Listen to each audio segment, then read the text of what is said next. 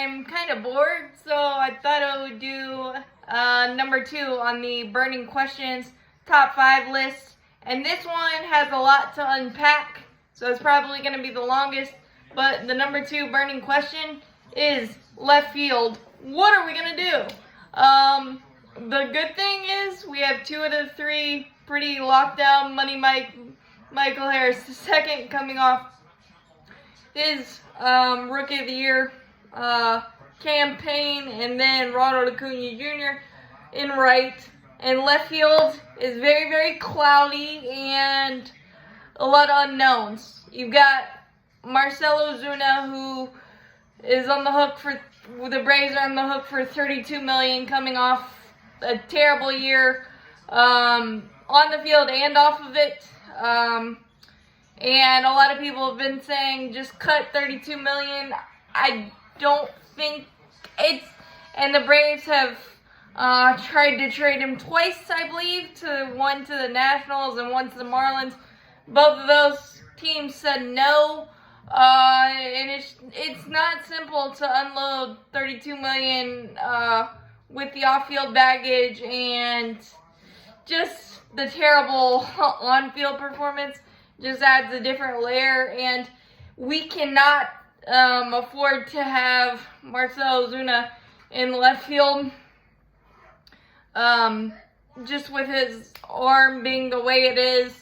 I would say if he's on the roster coming out of spring training, it's strictly DH, and that's what it needs to be. You got Eddie Rosario, who coming off a lost 2022 season with the eye surgery, or the hole in the eye causing the eye surgery, and then just the inconsistencies for him, just being unable to kind of find consistency and get on track. I think Eddie has as good a chance of any to have a bounce back year, because I don't think he's as bad as he was with the eye, and I don't think he's as good as he was in the NLCS in the playoffs. Would it be great if he was? Yeah, but I think he's somewhere in the middle, and somewhere in the middle is pretty solid. So if that happens, that would probably be the easiest solution for the Braves in left field. And then you've got Sam Hilliard, who's out of options. We acquired him this offseason from the Rockies. So he's out of options, meaning he's got to have a on-fire torrid spring training. He had a career at 14 homers with the Rockies last year, but again, that's maybe the Coors Field effect. But he also had 3 outfield assists, can play all 3 outfield positions.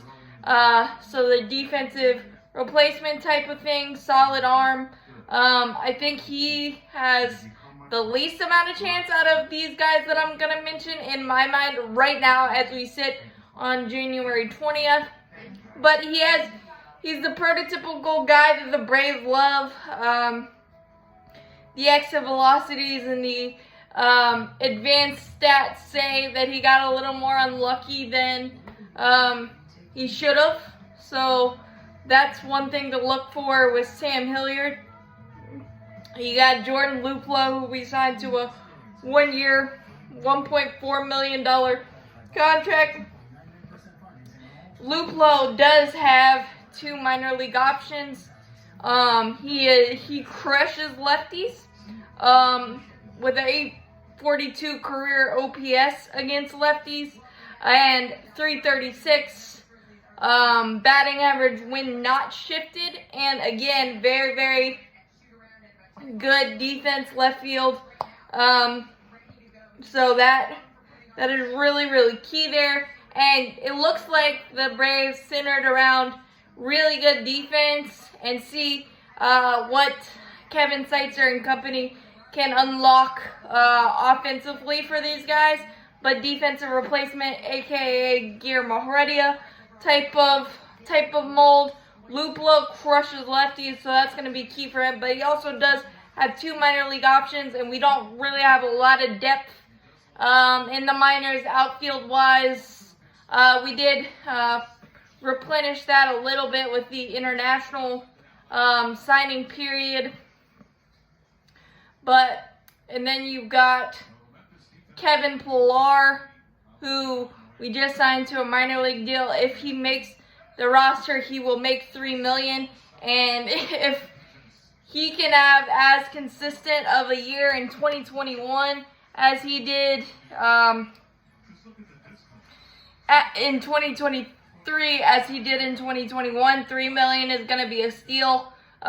Kevin Pillar, been there, done that, can play all three outfield positions.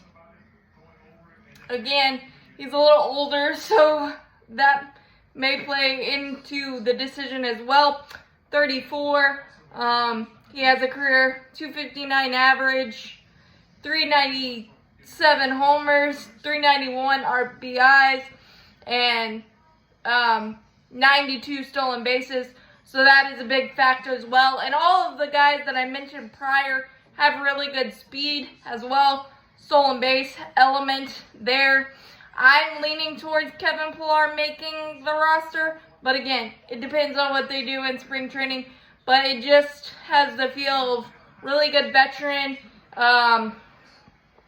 hits both sides of the plate well, has a pretty good eye, and plate discipline, can pretty much platoon with Eddie Rosario and supplant Marcell Ozuna at DH, or that's what I want.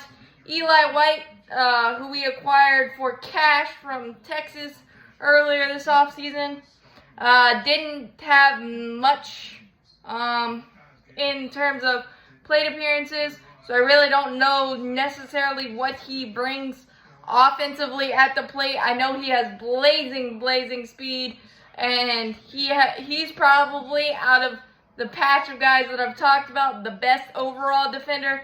Can play all three outfield positions, and he also has two minor league options. And you know how Alex Anthopoulos likes to manipulate the Gwinnett MLB train, even though you can't do it as much with the new rules, but he gives you some flexibility there as well. But he kind of gives you the Terrence Core, and he's an amazing defender. So there you go with that. But the one thing that confuses me in this whole left field clouded thing is that Alex Anthopoulos said he wants Sean Murphy to DH some and Travis to DH some. So there's not enough spots in the lineup. So either Marcell Ozuna is gonna have to just be on the bench and a late inning replacement. Eddie Rosario, same thing. But I feel like still something might give in terms of trade or release or something to kind of clear the picture of left field, because if you're wanting to have your two catchers in the lineup, then you need a guy like Chadwick Tromp just in case something were to happen to Murphy or Travis d'Arnaud. Knocking on wood that doesn't happen, but the reality is, if you want that to be the case, there's something you gotta give, because you can only have you really only have four outfielders and maybe a versatile guy that can play infield and outfield.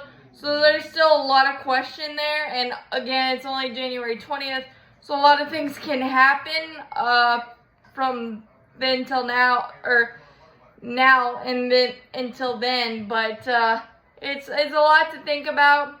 But where I'm leaning right now is that Kevin Pillar will make the roster. But again, in spring training, things tend to work themselves out.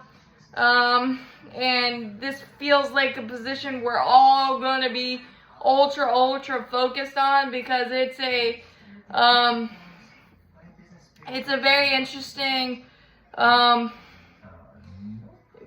dilemma and dynamic that is created because of Marcell Ozuna's struggles and things of that nature, and people's feelings about Marcell Ozuna, and rightfully so. But the reality is the reality. $32 million is hard to just write off, and who knows what's going to happen but you really can't have Marcell Ozuna out there defensively. You just can't. It's too big of a liability. So I think he needs to stay in the DH hole or not on the roster, because then it would uncloud a lot of things. Then you could have Eddie Rosario in the DH hole a lot, or Travis and Sean in the DH hole, and then one of your guys, if you acquire somebody, or those four guys that I mentioned earlier, Luplow, Hilliard, White, or Pilar, take a stranglehold of that. It would be nice if they did that. And Mark Bowman, of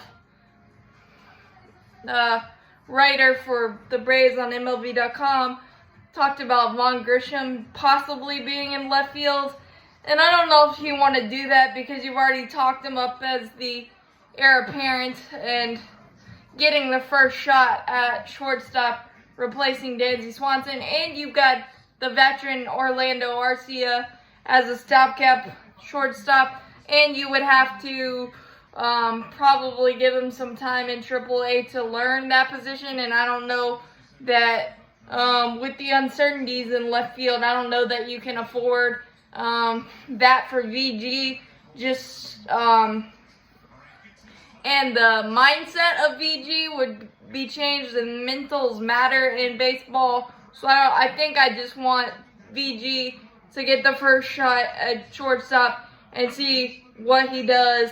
And I think that's just doing too much with an already wacky jigsaw puzzle in left field.